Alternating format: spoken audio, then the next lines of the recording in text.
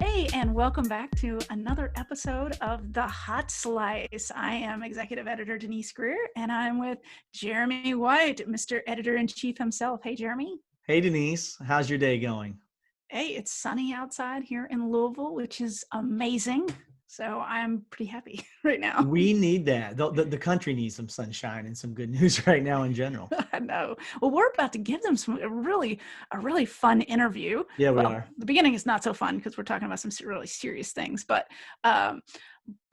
we are talking to two of the biggest names in the business. Why don't you tell them who we're talking to? Now, the one and only Tony Gemignani and his, I would say trusted sidekick, but, she has grown way past the sidekick now. As you say, she's a master in her own right, Miss Laura Meyer. So Tony and Laura have worked together for a very, very long time out in San Francisco. And Laura now also contributes to the magazine and Pizza Expo. Big part of what the industry has in store as it moves forward. She really kind of picks up that flag in a Yeah. lot of ways for the future of the industry. So it's really cool to be able to talk to her alongside Tony. A lot of times we'll interview them separately depending on the subject matter, and we Mm-hmm. brought them in together, which was a lot of fun. Yeah, I think we looked at it and we were like, you know what, that would be fun to have them both on an episode. That way we can talk to them, and we had a lot of fun with them. Talking about the industry, talking about what's happening right now with COVID, but also talking about pizza making and the future of pizza and kind of what's on the horizon and what's trending. So I'm really looking forward to people seeing this. Yeah, likewise. It's a relevant episode as most episodes are. And Yes. anytime Tony and Laura are contributing their expertise and their insights, the information is going to be very valuable and helpful to other pizzeria owners across the country. Absolutely. So let's just jump right into talking with Tony and Laura. Let's do it. Figuring out how to do delivery right can be a daunting task, especially when it comes to third-party platforms, in-house delivery, contactless solutions, and POS functionality. Fortunately, the innovators at PDQ have developed the Delivery Toolkit app, a convenient single source that can measurably enhance all aspects of delivery while saving time, effort, and costs. Rooted in metrics, the multi-integrated PDQ Delivery Toolkit is a must-have resource for your store. Learn why at pdqdt.com or call 877-968-6430. That's 877-968-6430. Performance Food Service is proud to deliver high-quality products, innovative technology, and custom operational solutions to restaurants of all sizes across the country. The flagship division of Performance Food Group, with deep roots in the restaurant industry, Performance Food Service has been the exclusive distributor of the Roma family of brands for more than 65 years. This signature relationship has allowed Performance Food Service to become a leader in the pizza and Italian segment of food service nationwide. Tony, first question to get us started is just an update on the COVID situation in your state. Yeah, well, California has been tough, especially San Francisco. They shut us down for outdoor dining and inside dining. We built so many of these outdoor parklets that cost a ton of money, from the roof to the lighting, from the fire extinguishers to the little gates and everything. So that right there was like right when everyone was finished building all these. I'm talking about in North Beach, San Francisco, Tony's, Giovanni's, Capo's, Slice House. All of a sudden they said, now you can't have outdoor seating. So that was a big pushback. That hurt us a lot. And people want to dine in, people want to sit down. So we've always had strong to-go and delivery. It's always been great, but a big chunk of our annual sales is dine-in and the bar and everything. So it's been a struggle. Las Vegas has been a big struggle too. It's kind of been up and down, but we're maintaining it. I have a couple stores that are shut down. Sacramento Pizza Rock is shut down, and that one is going to be one that we don't know what's going to happen there. That's a shame. It sounds like there might be a second round of payroll protection program funding starting this week, getting released now. Yeah, it's 25%, down in sales, but that could be not just annually; it could be per quarter. So everybody's second quarter 2020 was bad, really bad. That's when it all hit. Mhm. So a lot of us are getting together. I talked to LaMarca, I talked to Scott Anthony, Bogas, and we were always on the phone constantly about, hey, how do we do this? How do we, how are we able to apply for this? So we're hoping that will come through for a lot of the restaurants. But there's some areas that just are so bad right now, like around the Capitol in Sacramento. I mean, Mhm. there's nobody open. Any financial districts right now, downtown areas are literally like ghost towns, boarded up and tagged and spray painted, and there's a lot of homeless. So those areas for operators, which I have one, Sacramento, it's scary, very scary. Oh, wow. So What's the scene like in San Francisco? I know LA is just horrible right now, but is San Francisco as bad right now as what we're seeing in LA? yeah, I think so. I mean, Laura, it's not as bad as LA. I mean, yeah, I mean, we've always locked down very tight, very fast. Our health department, our mayor, of course, the governor, but yeah, San Francisco isn't as bad as LA. But obviously California in its entirety is the leader in the most COVID cases, I believe, out of any state. So it is scary that it could creep up on us, but New Year's is over, Christmas is over, the gatherings, the get-togethers, the family outings are gone. So I think it's going to get better and stabilize. So you're always looking at that percentage of ICU beds and everything like that that's available, that's open. So Laura sees it too. I mean, Laura goes from Oakland to San Francisco because she's living in Oakland now every Yeah. day. So I think, how's Oakland and San Francisco, Laura? What's that like right now? I'm not in Oakland a lot.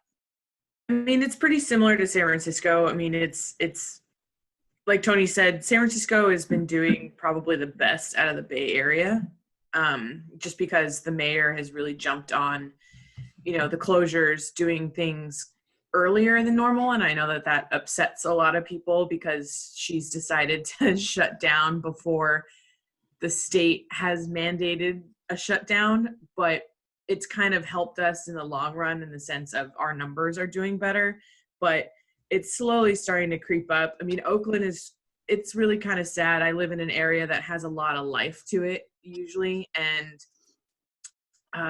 it just like San Francisco, everything's shut down. It's boarded up. There's a few restaurants that have been able to put out those parklets and do all the construction for it. And then now it's just sitting there empty. Mostly now unfortunately the homeless are sleeping in the parklets now. And it's a really tough and kind of sad situation because, you want to help and do the best you can, even just for the people that you work with. And, the rest of the city is suffering. So it's a little tough. Laura, what's your staffing situation like right now? Staffing is another kind of a tough area just because we had to cut down our staff as much as we could just to, make ends meet. And we're trying to give as many people hours as we can and kind of split shifts, split days, and make sure that, everyone that we can is getting something and getting some kind of a routine. I've noticed just by being in the kitchen that even just one day a week, if someone can work one day a week right now, just even the morale aspect of getting out of the house and having a routine for people has been huge.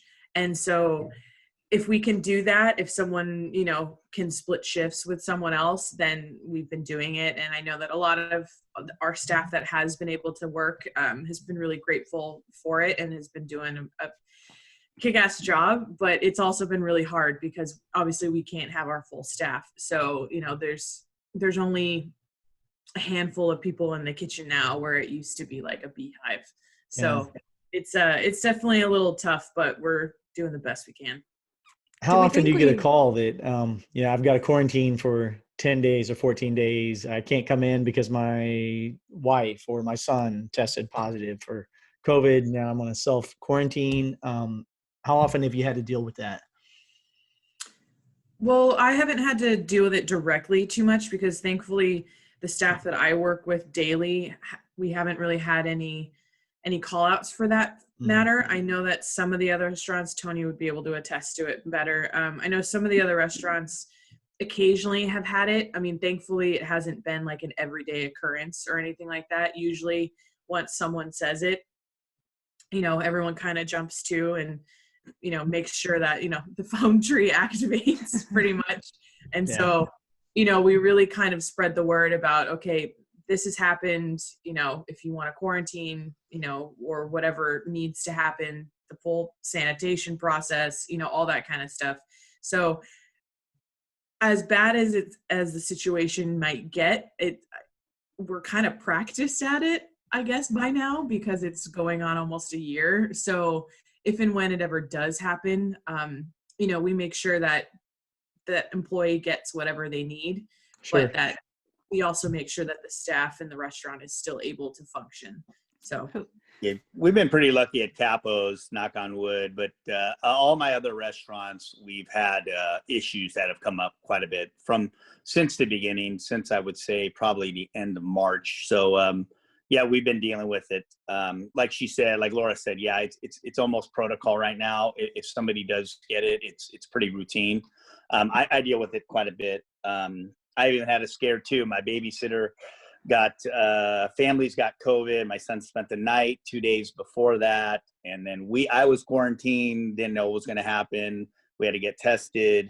Then I'm like, man, being off for 10 days from work, I was like, okay, what am I going to do? I was like, it was just insane. I mean, it was like, I couldn't get used to it. It bothered me, but I was working from home a lot and I was in the middle of that. We were all fine. We tested negative. It was good. But yeah, you go through the protocol, you get the call. It's always early in the morning. I got a fever, or I'm not feeling so good, or I have flu-like symptoms. And it's like, okay, here we go again. And it's scary as an owner operator. First thing you worry about are your employees. I mean, you're like, okay, I hope they'll be okay. And luckily, knock on wood, people have come out of it and are okay. But yeah, and the health department, honestly, has been great on it. The health department is one of those things you always worry about. The health department as an owner, they've been kind of rock solid when it's come to that. They call you, they follow up, they ask you the questions you're supposed to do. They're not there to just try to shut you down right away.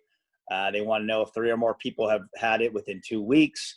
And if not, where did this person get it? And usually everybody has gotten it or has gotten it is from a family member living in a house, going out in an area without a mask, or with a group of people.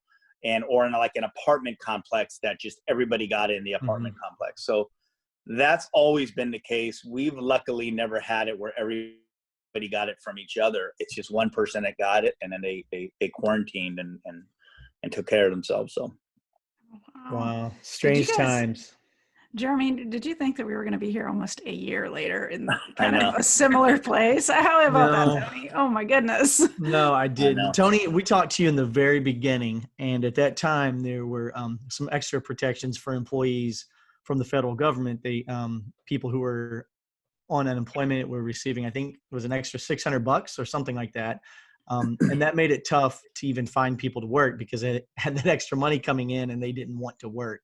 Now that funding has run out, is it easier to get people to work again? Or are people saying, hey, I don't really want to come in. I'm scared of this virus and I'm scared of the potential exposure. Or are they like, please bring me back in. I need the money. It's interesting. It's good. It's a good question. It seems like the employees in the kitchen all want to work.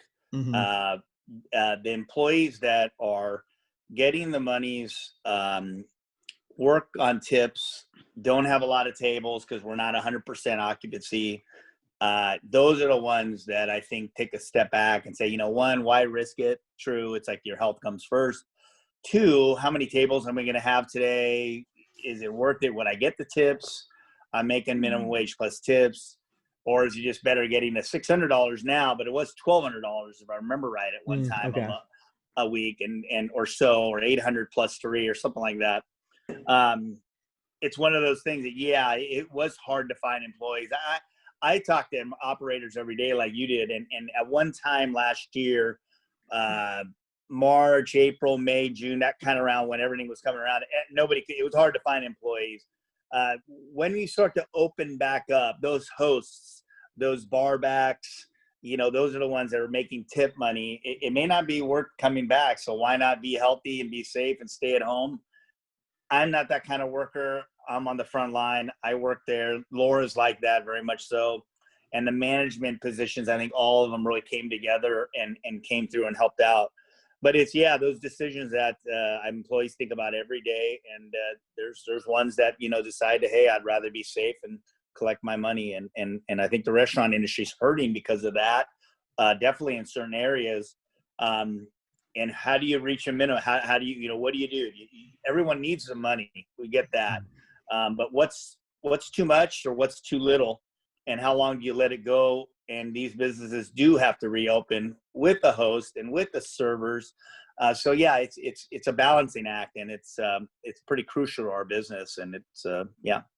So Laura, when you are open, because you spend time in front of the house and back of the house, you kind of know all parts of the business. When you are open, are you seeing people come in and glad to be in and able to dine, or are they staying away because they're still a little hesitant and a little scared of what's out there? Well, when we were open, that little bit for dine-in, you definitely kind of saw a range. You saw the young crowd that was super excited to be able to socialize again. They were super excited to be able to go out again. You definitely saw kind of the lifeblood that is, especially the North Beach neighborhood of San Francisco. That going out, people were super excited. It was like a party every day, but then again, that was the problem. So I think a lot of people in the very beginning of that opening up again, people were super excited, but also completely kind of unaware again. And that was, I think they got distracted by that. But then on the flip side, there was also, a good portion of people that didn't want to sit inside, even if it was super cold that night. They felt safer outside. And then we also have a group of regulars that I'm very close with that dines at all of our restaurants. And they're a little bit older, but they also were always telling me that they only felt safe at very specific restaurants because of the spacing and the parklets. And so they would come to our restaurants because they felt the safest, and then they would go to like maybe one or two in a very specific neighborhood. And so you could definitely still see that there was a lot of fear there and kind of hesitation. But on the flip side, there was definitely a group of people that were just super excited to be able to go out again and socialize. And so it was kind of a little bit of a clash, as the staffing trying to accommodate everyone and make sure that you're, appeasing the people who are really excited to be there, but then also trying to encourage the people that were a little bit nervous. So yeah, it's a little bit of more of a juggling act for us than it normally is. So it's a little tricky, but we make do. I gotcha. Well, hey, Jeremy, we would be remiss not to talk about pizza making and dough, since we have two of the world's best pizza makers, right? Yeah, they do okay. So I am curious about what you think is the next big thing in pizza, because we saw Detroit, we've seen Roman kind of creeping up. What's your opinion? What's the next big thing? Well, in the industry, I talked about this in a keynote, and if you guys ever wanted to look at your database, I talked about there's going to be a rise in slice houses. I said the Sparrows of yesterday are going to be the future, and you're going to see. And if you look at like what we were doing with multiple styles from grandma, it's in the industry itself that to-go and delivery type model of a slice house is coming. And it's funny, everybody wants to open up a small pizzeria right now. You think, okay, the pandemic's going on, who the heck's going to open up a restaurant? But with that in mind, I get calls every day, or not every day, but I get calls a lot about, hey, I want to open up a model. Detroit is like, we've talked about this. It's been a renaissance of Detroit, but I had Liz from Ohio contact me and say, people want Detroits. I've had people say, can you cook an uni oven at home? Can I make a Detroit in it? I've given Evelyn from Lloyd Pan so many contacts for pans. It's like she's probably she actually gave me some free pans the other day because she's all, just take them, it's free. So Detroit's on the rise, grandmas are on the rise. The slice house model to go delivery model is definitely on the rise, and we have several that are going to be opening up in the next 24 months, which is kind of nice that's happening. And then the big box restaurants, like I guess you could say the Pizza Rocks 200 seat restaurant, are the ones you're kind of taking a step back and saying, is this the future? What do we do? I mean, those are the things we're thinking about, just like any restaurateur that has a lot of seats. So yeah, I think Laura will probably say what, focaccia is on the rise, right? Laura, no pun intended, on the rise. Didn't she sell a whole bunch of those over the weekend? I saw some. Yeah, for sold social out media in about 2 those. hours. So come on, tell us, Laura, what the Well, focaccia? I kind of was thinking the same kind of thing along the lines of what Tony was saying, in the sense of, I don't really see it as one particular style that's going to kind of take over, but kind of a concept, just because we've had to completely restructure everything. And so I don't think it's ever really going to go back to 100% of what it was. And so I definitely think I've noticed that a lot of people are opening more of kind of that fast casual concept, as opposed to that full on dining. But I see a lot of kind of what it's been before, but super high hydrations. People are really starting to get into they already are, but more into that. The super high hydrations, more of the blends. I see more of people blending flours now, as opposed to just one bag and that's it. I just think a lot more people are educated now about everything. And so I think people are just doing a lot more experimentation. I see a lot more bread techniques now incorporated into pizza making. So I just see kind of that line between bread and pizza blurring that much more in the next coming years.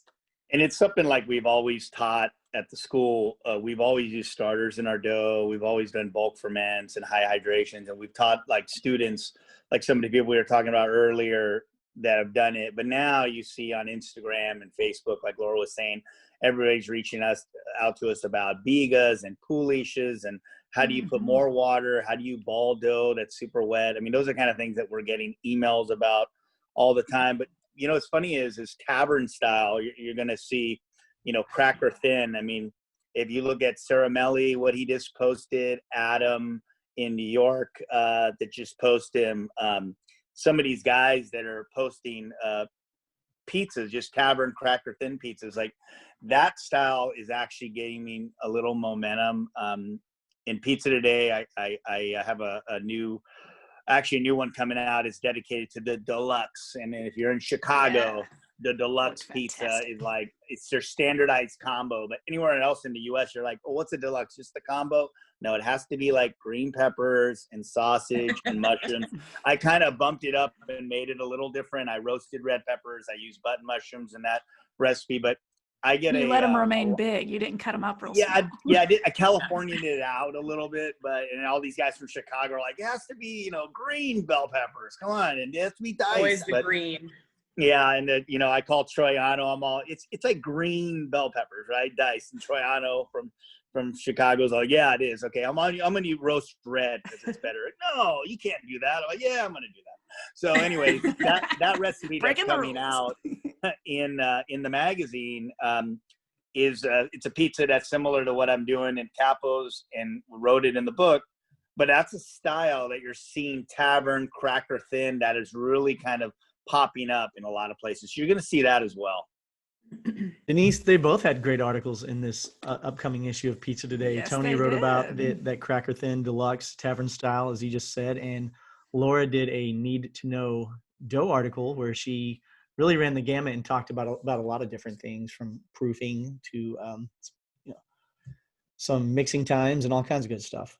Yeah, what I think is really fun is here we have student has become the master, right?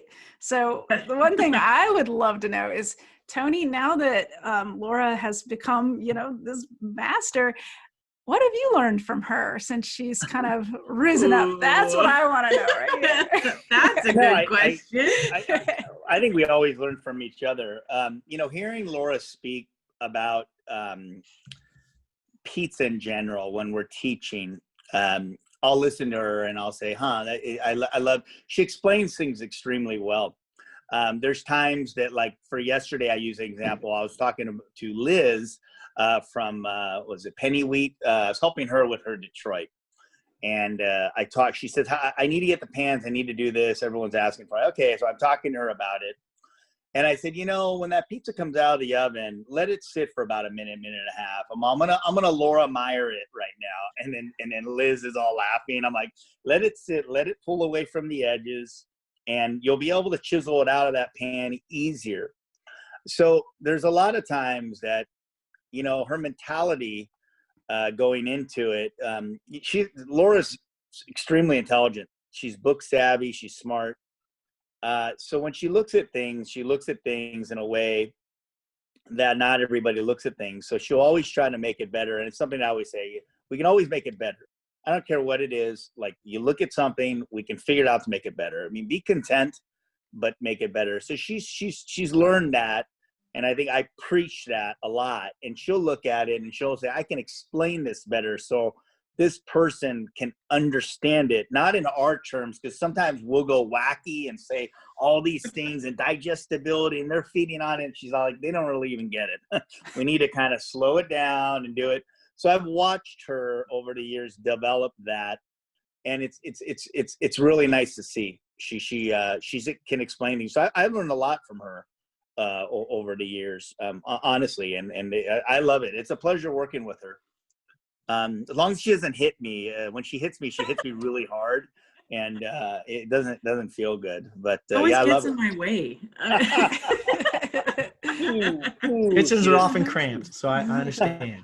I think it's very much a give and a take. I think over the years, like Tony kind of touched on, and it's something that I always tell people, is that when he's learning, I'm learning, and vice versa. And it was something that I always kind of was drawn to in the beginning, was that he was always trying to learn something.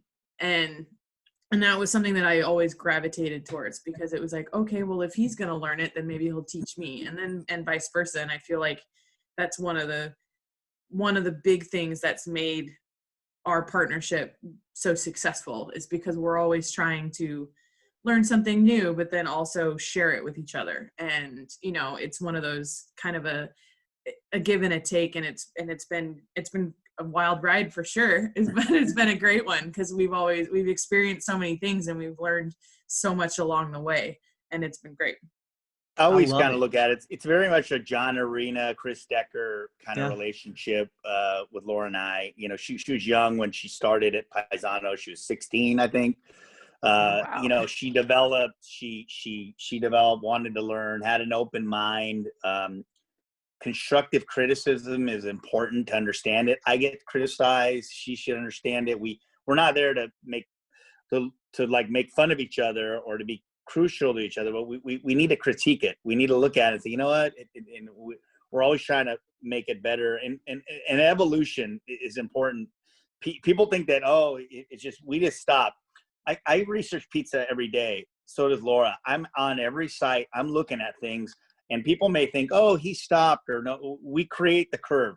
How do you do that? How do you become ahead of it? How do you do it before it becomes mainstream? From cast irons to Detroits to Tavern to Grandma, whatever. And those are things you always constantly are learning and evolving. So people may think that, hey, these guys they won it and they've done it and they have all these restaurants and they're doing everything. We are constantly talking about pizza every day, and we're not just Googling it. We actually go there and learn and research. So the R&D involved to keep it going and to keep yourself relevant, because Tony's could have been relevant. Capo's could have been, it could have been irrelevant, like at times. So you always have to constantly just evolve, and that's something that I try to tell everybody, even when we teach. Even Laura says that we're constantly evolving and trying to be better. So sometimes people just give up, and it's not like that. You can become old very fast in this industry, in any industry, especially as a chef. You could be the hot, pizza maker under 30 this year, and people will forget about you in 2 years and be like, what's he doing? It's the same old thing. So yeah. And I think that's when we started multi styles, it was like Tony's, when we opened it, they said it will never be done. We don't get it. Why do you want all these ovens and all these styles? And why does anyone care? And then all of a sudden now, 12 years later, people have 3, 4 styles. New Yorkers love Chicago, or vice versa. And everybody's hugging, and Neapolitan and Roman get along now. And so it's like back in the day, and this, it was never like that. It was only, this is what I do. I like Neapolitan. That's the way it's supposed to be. And now these guys are buying, electric ovens and doing New York and Neapolitan and stuff. So it's funny. It's people need to have an open mind. People need to understand that pizza is amazing in its entirety. And if you do it right, it can be celebrated and be awesome. And now the world's kind of coming to that. People like options. Consumers are smarter now. They want to see what that was on that Instagram. Where can I get it at? And it's important to understand that. I think that now you see that in operators. They're more open, and they're definitely doing multiple styles, and we're ahead of it way early in the game. Well said. That's one of the things I've always admired about you, is you do not rest on your laurels. You understand that you've got to get up tomorrow and try to get 1% better again tomorrow, instead of just saying, I'm good, I'm done. And that's the key to success in anything, pizza or otherwise. And I'm really glad you said that. I had one last question for you before I let you guys go. The new Pizza Expo 365 platform, which is going to launch on January 19th. And I know you've got a part in that. You have a booth on there, and you're contributing some content. What exactly are you guys planning for the platform? Well, so we're going to have the platform's International School of Pizza. And a lot of people call up, especially Laura, all the time asking, hey, what's the school about? What's it like? And this isn't a mock school. I always said, I visited schools in Italy, and back in the day, all those schools were very mock type schools. So it's almost like going to college and you get your degree and you go out to the real world. This school's in Tony's and Slice House in San Francisco. You're not only training from Laura and I, how to make dough, how to, work out the workbook and everything, but you're going to be working in a kitchen. So you're going to see real tags, you see expediters, runners, front of the house, back of the house. You're going to see the bar, you're going to see the Slice House. So when it comes to our school, people don't really realize that as much as when they get there, like, wow. And anybody who's never, really worked in a kitchen, get to work in a kitchen. So that really, actually, over the years, we've added more of working in the kitchen, learning that other than just learning recipes. So we're going to kind of show you behind the scenes, and there's going to be 1-minute clips of making dough, gluten-free pizza, Laura making agave pesto. We're doing a number of different footage, and we're teaming up with a local production company to really get this formatted. We're actually filming all this month. We're going to upload that on our platform. And then on that platform, we're going to have a little bit of a Q&A, and not so much of consulting kind of, but then again, we said, well, maybe we'll get into 100 people into a Zoom call. People can ask us questions. We may do something, maybe there's a small charge or fee involved, but it's really about is just saying, hey, we're going to be at this booth at Expo in late June. Come visit us. And here's a little taste of what our business and our school's about. What's also special too is we're in the middle of building a bakery in San Francisco. We moved all the dough production into there. And now not only are the students going to be able to work in the school and in the Slice House and kind of in Capos too, now they have an opportunity to see sourdough, naturally leavened breads being made. We're going to be doing a lot of things out of it. It's right down the street. You're going to see all these mixers lined up, and they're going to be able to see now a production facility making bread, making dough, thousands and thousands of dough balls, and be able to see Gold Belly production on how we actually do Gold Belly in our facility, and ghost kitchens too. So we do virtual kitchens out of there. We're doing Gold Belly out of there. I'm getting calls from guys saying, hey, how do you do frozen pizzas and send them nationwide? students are going to be able to actually see all these different lines of production, and not just making like, hey, this is how you make a pizza. They're going to see how an operation works. So we're excited to actually launch that this year. Now, is that going to act as a commissary for your other restaurants as well? It's a commissary that is for Capo's, Tony's, Slice House. Within that, the Justos, Nikki, Keith, and Justo to do central milling. We're coming together doing all naturally leavened breads. So you'll see sourdough breads. There's something I can't say that we're going to be doing there that's going to be kind of exciting that people are going to be blown away by when they see it. And you're going to see dough on a magnitude. And then we're going to have a kitchen inside it where we're going to be able to up our Gold Belly, because Gold Belly is nationwide delivery. Every pizza guy in the world has been on these platforms. And now you're able to really see, not just doing it out of Tony's and putting it in our walk-in, but really to see like it production, and it goes into the freezer, and the UPS gets picked up 5 days a week. We're doing 120 pizzas a day through Gold Belly, 5 days a week, and how they're packaged and sealed. And it's just, that's a big part of the equation now. There's a pizza equation now that everyone's trying to figure out. Now that catering's gone and all these things are gone, I have to go in delivery. Well, how do you do take and bakes? How do you do frozen pizzas? How do you do refrigerated pizzas? We're doing that in all of our operations now. But now it's going to be into one hub. And we're excited as students. Not only we're excited to do it, we're excited for our students to see this. And we get calls now on frozen and par bakes all the time. That's what everyone's trying to kind of leap into, because it's, you always said dine-in, to go, delivery, catering. Now the frozen pizza, par bake pizza, take and bake pizza element is kind of taken over a lot of it. Wow. So yeah, it's a big part of our focus, and we're really showing students and neighborhood like what that's all about. Simply amazing. Always a leader in the industry, and that's going to be extremely valuable and helpful to a lot of people. That's we think so, and honestly, Laura sees it all the time too. She gets a lot of the calls, right, Laura? You get all the messages. Hey, what kind of mixer do you have? Or hey, how do you ball? Right? Everything, every question you can. It's like people just whatever comes into their head, they send our way. I sent her a question the other week. I'm like, hey, do you guys know how to do Pensa? Because I'm really curious about what that even is and how to use it. And she's like, oh, well, we know about it, but we're not really exploring it right now. So that was just, so I'm sure she gets every question imaginable.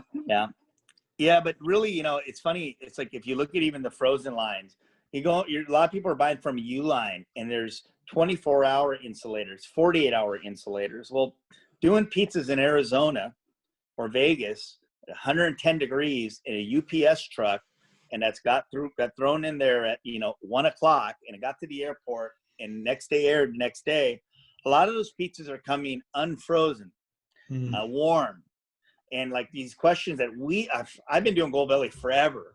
So now working on that, paying more money for insulators or cheaper ice packs, those kind of things that you're saying, hey, does P&R paper have cheaper, or can I get it through Uline, and how much shipping and in the box and everything. There's a lot of things that we've gone through. The growing pains of trying to make next day delivered frozen pizzas the best, from the sealer to the bag that it goes into to the perfect crust liner. There's so many things involved in it. And those are the kind of things that it's been tried and true, and we're still learning, don't get me wrong, but everyone's getting in that game right now. And I think it's going to be here for a while. My Gold Belly has gone up like that. And we're glad that we're in it for years and years and years. But those are kind of things that people are asking. You wouldn't think people would really ask about, but it's pretty common right now. Yeah, we just talked to Chris and Miga from Pizzeria Caldera in Jackson Hole, Wyoming, and they've gotten into the game big time too. It's definitely one of those markets where everybody's curious about it and everybody's asking about it, and it's definitely on our editorial planning agenda soon too. Yeah, and especially with everybody's, everyone wants biodegradable, especially when San Francisco switched to as little plastic as possible. All of the packaging keeps changing. And so when the packaging keeps changing and updating, then that means we have to readjust and reevaluate our package, everything, and how it works. So it's constantly evolving, but it's been good. That's awesome. Wow. I never would have thought, 15 or 20 years ago, we would get questions about that. And then it's been quite a while since those questions have surfaced. And now here they are again. Yeah, right. That's true. And you even see Neapolitan guys shrink wrapping their dough and sending them nationwide. You would never think in a million years that you'd ever see that in your life, or even top chefs that are out there that would even think about selling anything frozen. And no, it's what you have pivoted to, and that's what we're doing, and we're trying to survive. So strange times indeed. We are all surviving though, and that's the key. So absolutely. Well, Laura, Tony, thank you as always for your time, your knowledge, your expertise, your graciousness. We appreciate you guys very much, and thank you. Thank you very much. Thanks for having us. Thank you for having us. You guys have a great day. We'll see you. Great day. Enjoy. See you. Bye. Bye. Bye.